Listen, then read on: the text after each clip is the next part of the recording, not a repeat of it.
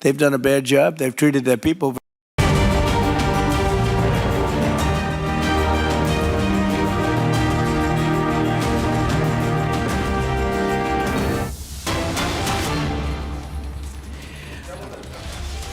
Starting this edition with some breaking news now coming in. Massive impact of the relentless coverage of the tragic death of the 27-year-old. In fact, the Noida Authority CEO has finally been removed. Earlier today, the inaction on the part of the Noida authorities as far as the young life that was basically lost. A junior engineer earlier was basically suspended, terminated from services by the authorities. Now finally, the crackdown coming in after the SIT has been formed by Uttar Pradesh Chief Minister Yogi Adityanath. A massive impact taking place with Noida Authority CEO being removed.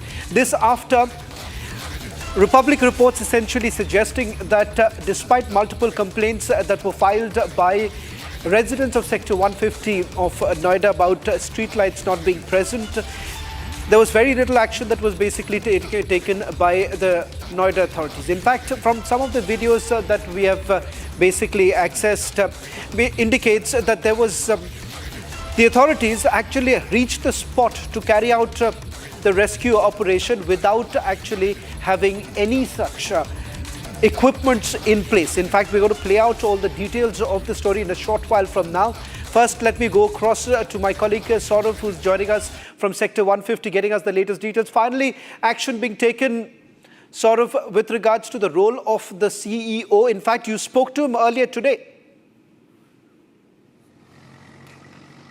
Yeah, absolutely, Shravan. Noida Authority CEO has been sacked. Lokesh M was his name, and he was sacked by the official. He was sacked from his position, according to the sources. I'm present at the spot currently, and you can see there are no street lights, there are no reflectors, there are no signage, because of which a 27-year-old accused ran straight through the pit and drowned in it. There are no accountability. Earlier this morning, when we had a word with the additional CEO, Satish Pal. Now, we have finally seen some action again from the government side over this horrifying incident. UP Chief Minister has also formed an SIT of 3 members, and he also took the cognizance of the matter, and they also have to submit their report in 5 days. Back to you. Saurav, I just want you to take us through the details coming in with regards to the SIT that has been formed. I'm also told another breaking news now coming in. ADG of Meerut Zone will in all likelihood be heading the 3-member SIT team. What more details are you getting right now? What would be the focus of the investigation?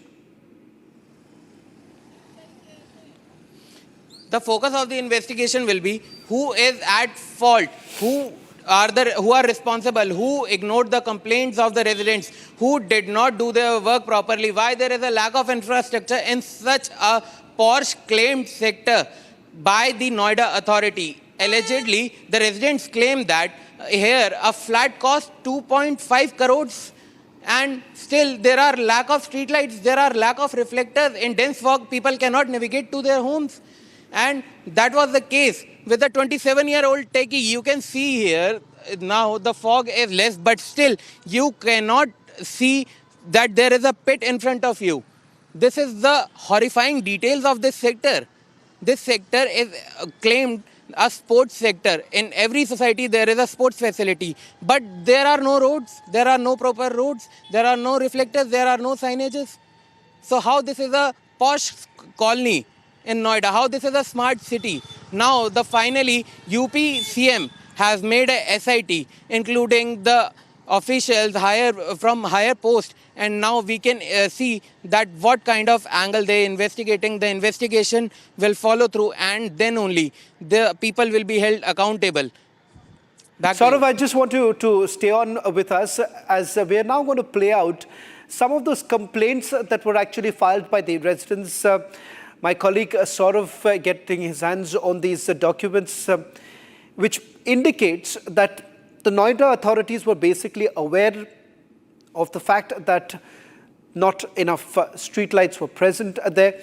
The fact that it was completely pitch dark, resulting in the 27-year-old actually falling into a pit and then drowning. That was also because there was nothing to actually indicate that that area was under construction.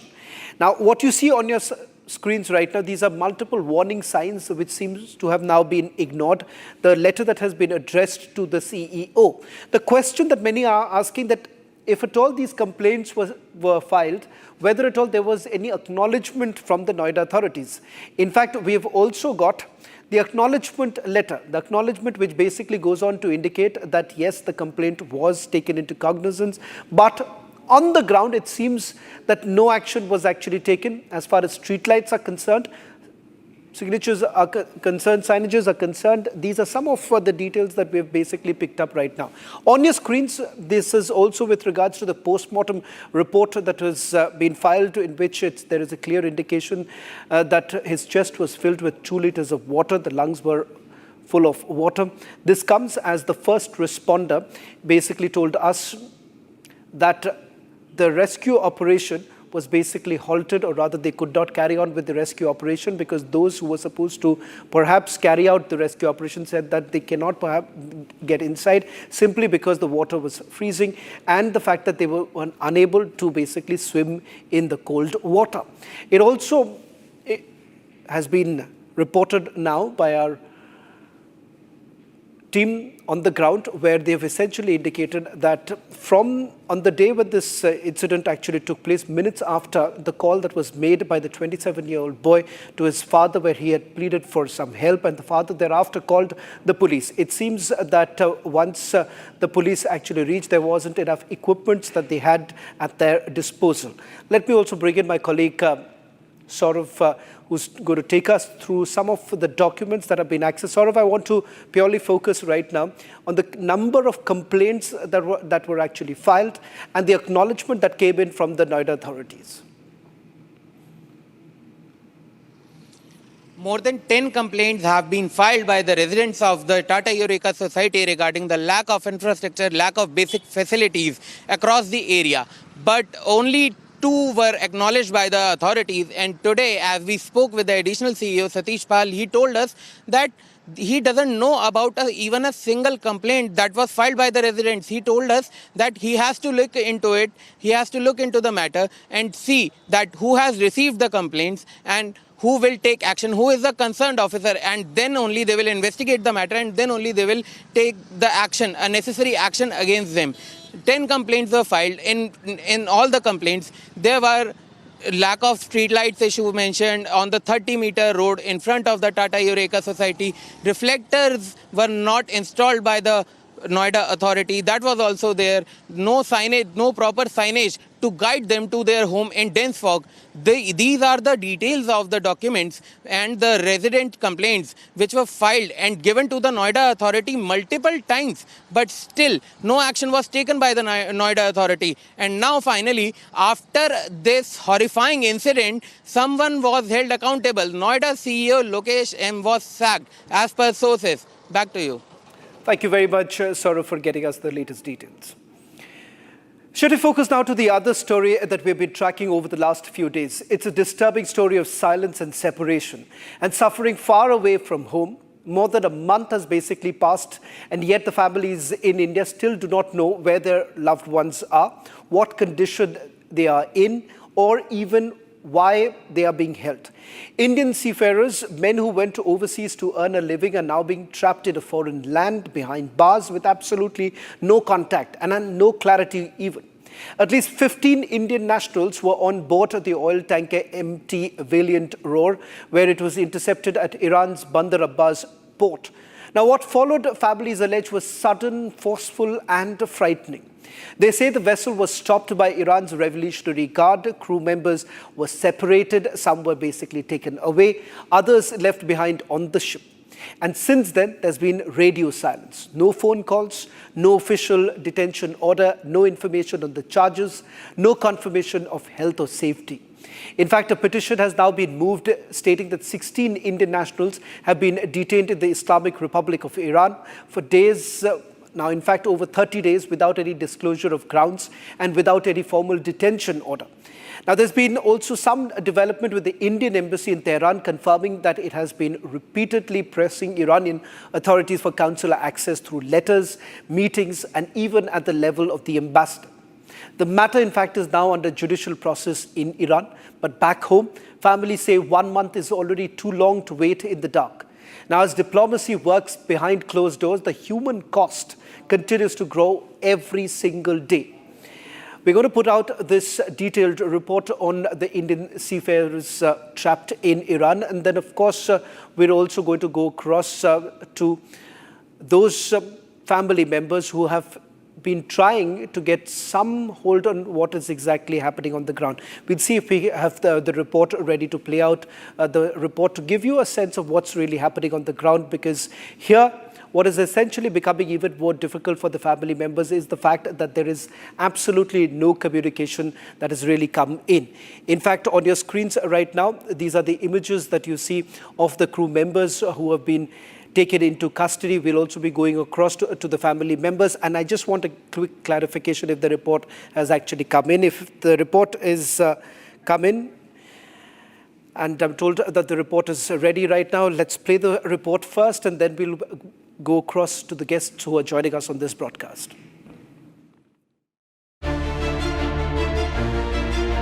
Indian seafarers trapped in Iran for over a month. At least 15 Indian crew members were detained after the oil tanker MT Valiant Roar was intercepted at Iran's Bandar Abbas port. Families of the Indian seafarers trapped in Iran have made a desperate appeal to the Ministry of External Affairs seeking urgent diplomatic intervention.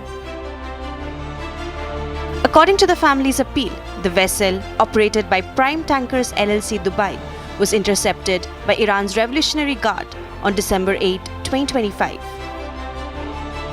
The ship had 17 to 18 crew members on board, including 15 to 16 Indian nationals. Families claim that on January 6, 2026, 10 crew members were taken into custody and shifted to prison by Iranian authorities. They say 6 to 7 crew members, including the captain, continue to remain on board the vessel for ship management. The families allege complete silence since then. No contact, no updates, no clarity.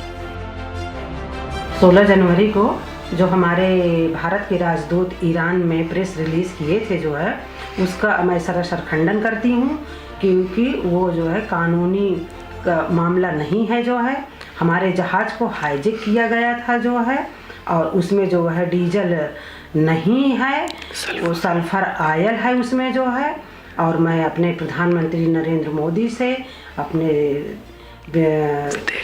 देश के yes जय बोलो, और मैं अपने प्रधानमंत्री नरेंद्र मोदी से, विदेश मंत्री एस जयशंकर से मैं बार बार यही विनती और निवेदन प्रार्थना करती हूँ कि हमारे 16 भारतीयों को जल्द से जल्द वहाँ से रिहा करा के इंडिया वापस लाएंगे। They say that there is no official information on the crew's location, health condition, legal status or the charges they may be facing. एक शिप है वेलियंट रोर नाम करके, उस जहाज़ पे मेरे बड़े भैया मसूद आलम काम करते हैं। उस जहाज़ को इंटरनेशनल वाटर दुबई के पास से ईरानी नेवी वालों ने हाईजैक करके लेकर चले गए हैं। उनसे बात किए हुए 20 दिन से भी ज़्यादा हो गया है। हमारे प्रधानमंत्री श्री नरेंद्र मोदी जी से हाथ जोड़कर अपील है, और डॉक्टर जयशंकर जी से भी हाथ जोड़कर अपील है कि मेरे भैया को जल्द से जल्द घर वापस बुलाया जाए। Images accessed by Republic also show gunshots, disarray on the vessel. In a major development, the Indian embassy in Tehran has confirmed that it has been repeatedly pressing Iranian authorities for consular access to the detained Indians. The Consulate of India in Bandar Abbas wrote to Iranian authorities on December 14th seeking consular access. That request, the MEA says, has been repeated multiple times through diplomatic communication and in-person meetings, including at the level of the Indian ambassador. The mission also intervened to ensure food, water and fuel supplies for the ship and arranged emergency provisions when stocks began to run dangerously low in early January. The Indian government has confirmed that the matter is now under judicial process in Iran, but says that it continues to press for early consular access and expeditious legal proceedings. As families wait anxiously back home, the spotlight is now firmly on diplomacy and on India's push to bring its citizens safely back. Well, the owner of this particular vessel, which was intercepted at Bandar Abbas port, happens to be someone based in UAE. In fact, family members say that there has been very little response that has actually come in from the company itself. I'm just going to quickly take you through the route that was basically taken and what was the purpose of the journey itself. The vessel was basically stationed at the outer port limits on the 28th of November at OPL Diba, UAE. They were preparing to sail to Khor Fakhan in UAE. That was essentially the plan.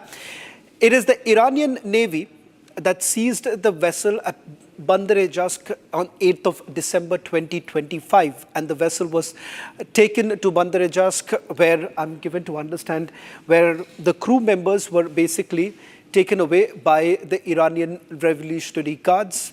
And it turns out that there has been absolutely no communication whatsoever really coming in from the IRGC with regards to why exactly were the Indian crew members taken off from the vessel and thereafter taken into custody. In fact, joining us on this broadcast is Vinod Kumar, captain of Vijay Kumar's brother, who's joining us on this broadcast, and Rituraj Singh is also joining us on this broadcast. His father has been taken into custody. Vinod, as well as Rituraj, thank you very much for speaking to Republic TV. I want to ask you, Vinod, with regards to what is the latest that you have heard from the Ministry of External Affairs? Last when we spoke, you said that the matter is going to be taken up in the court. It seems a date has now been given. Any further update coming in from your brother? Did you manage to speak to him? Hi, thank you for bringing this to the notice again. Thank you so much. I would like to highlight at the moment, we still have no idea what is happening. The next hearing date in the Honorable High Court of India is 21st of this month. So then I believe the day after tomorrow. There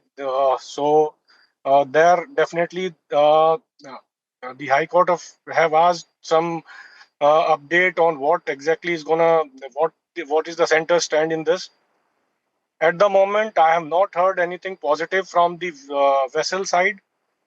The vessel, as I said, it is on 16th.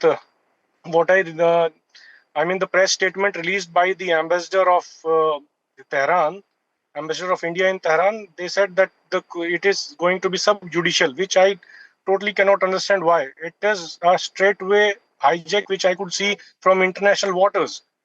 And the vessel has been taken forcefully without any fault of theirs. They don't have any such cargoes. They don't have any link with Iran. The vessel has not been to Iran. The vessel was in international waters. They were not carrying any kind of operation in Iranian waters. The operation was being carried out in UAE waters or outer port limits of the UAE waters. Still, Iranian Coast Guards and Iranian Navy, they come, they attack the vessel, they hijack the vessel and take it back to the Iran. And then ultimately, after that, we say that it is subjudicial. I really don't know why. This point of what our ambassador you are saying is that saying, even it's been almost over 30 days. Rituraj, let me also bring you in. When was the last you spoke to your father? And do you have any idea as to why he has been taken into custody? Sir, the last time I spoke with my father was 8th of January when he was taken to jail. They gave him the phone for only like 1 or 2 minutes to tell the family that they were taken to jail and to pressurize the government from our side. And from there onwards, there has been no update of my father where he was taken or how is his condition, where is he being treated rightfully or is he being harassed. No such information. And the latest government statement was the Indian embassy, which is in Tehran, on 16th of January. They stated that the situation is already going to be subjudicial and already going to be jail, which should not be happening because the ship, as Mr. Vinod sir said, the ship was hijacked. It is not a legal procedure to go into subjudicial. Vinod, if I may ask you with regards to what was the vessel really carrying? Do you have any details of the shipment, the details of where it was perhaps being dropped, any further details? Because that would give us some clarity as to why exactly would the Iranians suddenly be up in arms? Yeah, the vessel was carrying very low sulfur fuel oil. And this cargo is such, it basically freezes in this moment. If anybody goes, that is why I have sent documents. I have sent the delivery notes which the vessel loaded. I have sent a sampling analysis report to the MEA as well as the embassy in Iran. That this is the cargo which the vessel is being carrying, and this can be verified by the consular access. The council can go take a sample of the cargo. Anybody can distinguish between a diesel and a very low sulfur fuel oil. It's totally different. So it's not that it is not there. The cargo is there on board. You can go check the tanks, what the ship is carrying. And I have produced them the documents related to that. But still, and the cargo was loaded from another vessel that was Coral Wave, motor tanker Coral Wave. That vessel, the vessel has done ship-to-ship operations with that ship, loaded that, and they were waiting for the instructions where to take the vessel. So at the moment, the discharge port of the vessel was still unknown. The vessel was supposed to go to Khor-Fakkan for some repairs on the anchor. They were having issues because they were not able to heave up the anchor. So the vessel was from the OPL port limit of Dibba. The vessel was supposed to go to Khor-Fakkan anchorage. There they would have carried out some repairs on their anchor block, and after that some repairs on their engines, and then they would have got some orders to proceed to discharge this cargo. Right. At the moment, and in between that itself, as soon as the vessel was unmoored from that empty Coral Wave, the vessel was intercepted by Iranian Navy and fired upon. For the reasons I really cannot believe. So you're saying that there was a firing that took place, but that's another important detail you're sharing. The IRGC opened fire on the crew members? That's correct. It was the firing has taken place on the vessel. I have shared some photos with you. There was some firing on the vessel to stop the vessel. Rituraj, I just want to quickly bring you in because the owner of this particular vessel happens to be a company which is based out of UAE. As I understand, we've also tried connecting with them. We've got no response as yet. Rituraj, what is it that the company has to say? Because they are equally responsible for it. Sir, the last response from company was indirectly through a manager of their company that stated that they have hired an advocate in Iran for all this legal proceeding. But from there onwards, where has this been going, we have no idea. Well, Rituraj as well as Vinod, thank you very much for joining us on this broadcast. A story that we'll keep tracking very closely till the time that there is some solution that comes in. We're also getting some more breaking news now coming in. This is from Kabul, where we have been told that there is an explosion that has taken place, and reports coming in that the target of today's explosion was in Kabul's Sharinau area, and Chinese citizens were essentially being targeted, and this is what some reports are now coming in. There is also a response coming in from Kabul Security Command. Khalid Zadran, who is the spokesperson there, he's now confirmed that an explosion has taken place, and the teams have launched multiple inquiries into what was the nature of the explosion. So far, no details coming in with regards to whether at all there have been any casualties, but Afghan media essentially reporting that Chinese citizens were the target. Now that's what Afghan media is reporting on your screens right now. These are the latest images now coming in. Sharina also happens to be a diplomatic enclave. Most of the embassies are in this particular area where this explosion has taken place. No one has taken a responsibility of the explosion that has taken place in Kabul. This is in the heart of the city where this explosion has taken place. So far, no word on the casualties as yet. Developing story with something that we'll keep a track on. As of now, what we can confirm is that the explosion took place earlier today in Sharinau area in Kabul. Well, that's all that we could pack in this edition of This Is Exclusive. Coming up, trending on the other side.